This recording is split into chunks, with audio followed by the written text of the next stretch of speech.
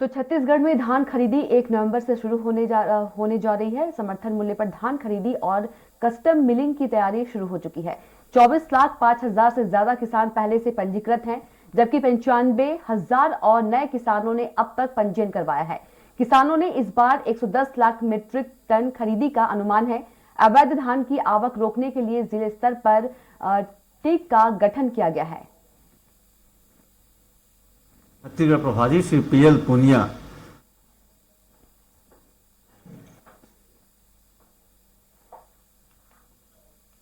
और इसी खबर पर ज्यादा जानकारी के लिए दिलीप साहू हमारे साथ जुड़ गए हैं। दिलीप, धान खरीदी की तैयारी जो है वो शुरू हो गई है, क्या कुछ अपडेट्स? जी कविता, बता दें कि इस बार सरकार 1 नवंबर से धान खरीदी की शुरुआत करने जा रही है।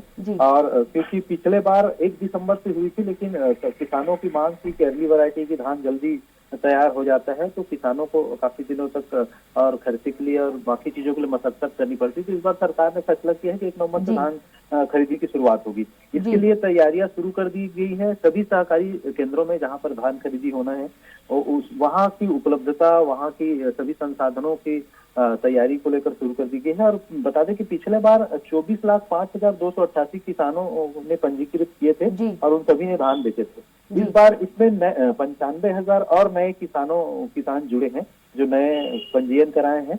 और इस बार सरकार ने 110 लाख मीट्रिक टन धान खरीदी का लक्ष्य रखा है। हालांकि पिछली बार 105 लाख मीट्रिक टन धान खरीदी का लक्ष्य रखा गया था, लेकिन करीब 98 लाख मीट्रिक टन धान की खरीदी हुई थी। इस तरह से सरकार की अपनी व्यवस्था है। साथ ही साथ क्योंकि आमतौर पर देखा गया कि बारदाने की संकट होती है, धान खरीदी के लिए जो बोरी का यूज होता है, उस बारदाने की समस्या होती रही है पिछले बार भी। इस बार सरकार ने अपने से कदम उठाए हैं और करीब ये जो 110 लाख मीट्रिक टन धान खरीदी होना है, उसके लिए 5,50,000 गठान बारदाने की जरूरत पड़ेगी। इसके लिए सरकार की ओर से एक अनुमति भी ली गई है कि जूट कमिश्नर की ओर से जो बारदाने की सप्लाई होती है, और केंद्र सरकार ने, क्योंकि समर्थन मूल्य पर खरीदी केंद्र सरकार के मानक के अनुसार की जाती है, तो एक तय किया गया है कि 50-50 के अनुपात, यानी कि 50% जो पुराने बारदाने उसमें खरीदी होगी और 50% धान जो नए बारदाने में खरीदी जाएगी। इसलिए पुराने जो जरूरत है करीब 5,50,000 गठान, उसमें से आधे गठान की आपूर्ति जो पुराने जो राइस मिलर्स है, समिति है, सहकारी समिति है, उनके पास उपलब्ध है, उससे हो जाएगी। और नए बारदाने के लिए सरकार जूट कमिश्नर को आवेदन किया गया था। करीब 2,97,000 गठान की मांग की गई थी, जिसमें से 2,37,000 गठान बारदाने उपलब्ध कराने की स्वीकृति दी गई है।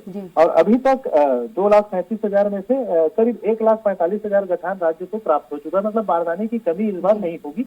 और बाकी जो बचे हुए बारदाने हैं वो भी धीरे धीरे राज्य को मिल जाएंगे। तो जैसे ही खरीदी होगी तो इस बार सभी सहकारी समितियों में बारदाने उपलब्ध करा दिए जाएंगे, ताकि सुलभता से धान की खरीदी हो और किसी तरह की कोई दिक्कत न हो। इस बार सरकार पूरी तैयारी के साथ धान खरीदी की शुरुआत करने जा रही है। जी कविता। जी बिल्कुल, धन्यवाद आपका तमाम जानकारी के लिए दिलीप।